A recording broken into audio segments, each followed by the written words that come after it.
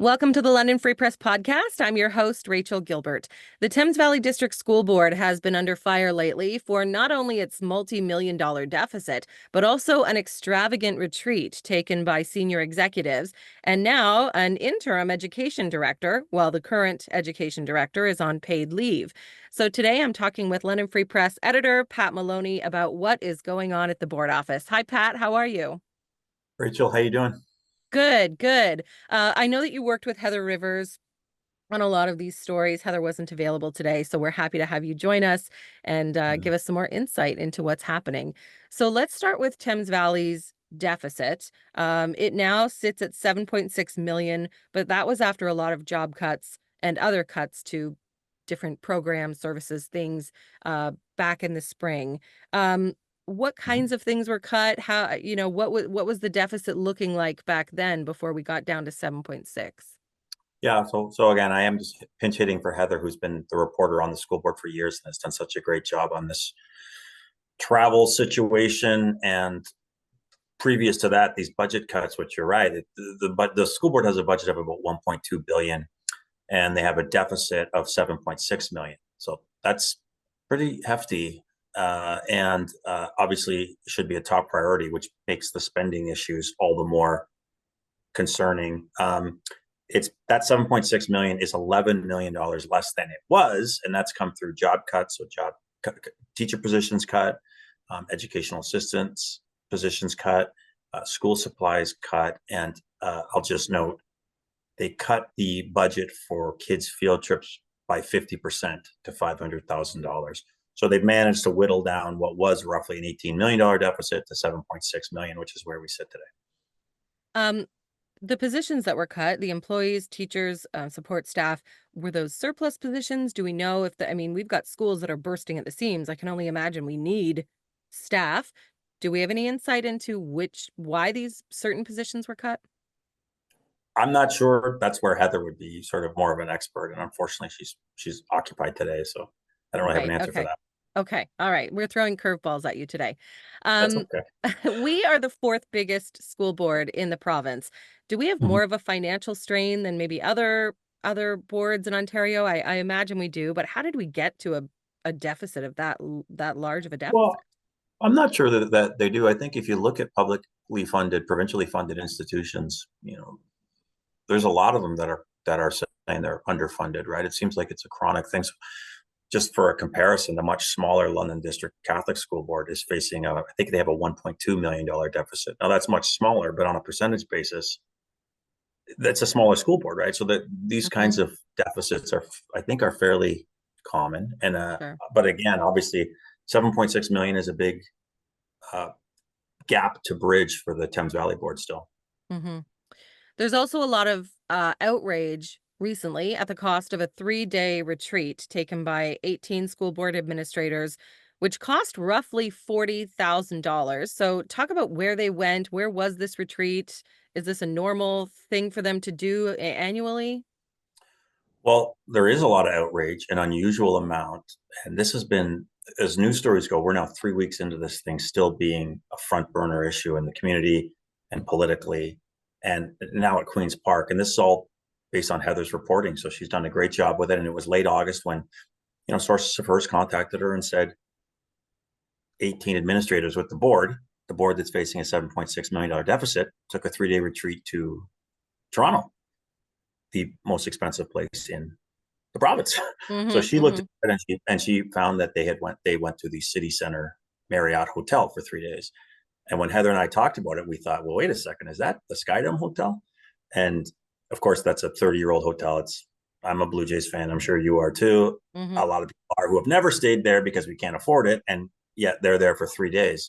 So I think that is what made the story such a raw nerve for people, that they could identify the Blue Jays Stadium Hotel, a place they can't stay. And that's where these administrators stayed while the Blue Jays were playing all 3 days against Cincinnati, by the way. So probably the rooms were about as expensive as they could possibly get. Rooms range from like $300 to $1,200 a night, according to the hotel staff.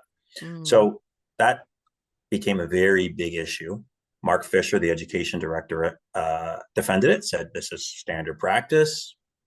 Pre-school year retreats for administrators out of town, or that's a standard thing that we do.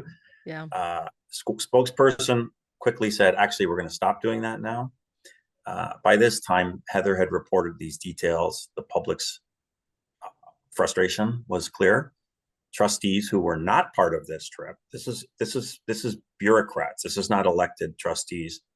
Were Mhm. very concerned. And fast forward to today, where Mark Fisher is now on a paid leave, and the school board has released the full cost of the 3-day retreat, more than $39,000, which is double what I roughly estimated it would be. And when Heather and I talked about it, I said, it could have been $20,000. Can you imagine if that's what they spent? And they actually spent basically twice that much. Wow. So you can imagine, and you can probably understand the frustration for taxpayers. Some of the unions, the school board unions are obviously outraged as well, saying, $40,000 could pay for an ECE for a year. Some of our employees make that amount of money in a year. Um, so I can imagine there's outrage among unions, staff members, maybe people who were laid off earlier because of the deficit. Yeah, Have you and heard teachers from too. Well, teachers too? Heather's heard from a lot of angry people. We've got a lot of angry taxpayers too. And I think one of the things that frustrates them again, this is the kind of thing that drives this sort of thing home is $500,000 cut from field trip budget, right? And someone said to me, well, the administrators got their field trip. And I thought, oh boy, that is really true, right? Like that's the way that it's being perceived by people. They got the $40,000 field trip, but kids don't, there are kids that won't get a field trip this year because of that budget cut. And Sure. it's the kind of thing that really draws people's ire. And I think that it's understandable, right? It's very relatable and it's very understandable. Mhm, mhm. And they weren't forthcoming about the cost initially because the trustees were asking about the cost and it wasn't initially released. Is that right? Well, Heather, our reporter Heather was asking about the cost and they were not Sure. giving it up. So Mark Fisher is now on a paid leave. It's not clear the exact circumstances of that paid leave. This is the Mhm. education director, the top official with the board who was on that trip and defended the trip initially. He's now on a paid leave. A former education director, Bill Tucker, who I think is pretty widely respected, he's been brought in out of retirement to run the place. And he and the head of the board of trustees, shortly after the leave started, they published the cost. They broke it down and said it's 39,400, I think is what it was. So yeah, Wow. no, they were not telling us. But now they have, and I have to give them credit. I got to give credit to the trustees and credit to Bill Tucker for being forthright because that's what people want. They just They want to want. know. Yeah, absolutely. Why wasn't this retreat done in London? I mean, I can only if they're having just meetings and things like that, why couldn't it be Yeah, done at the school board or at a it's a good school when question. because it was in August before school began, right?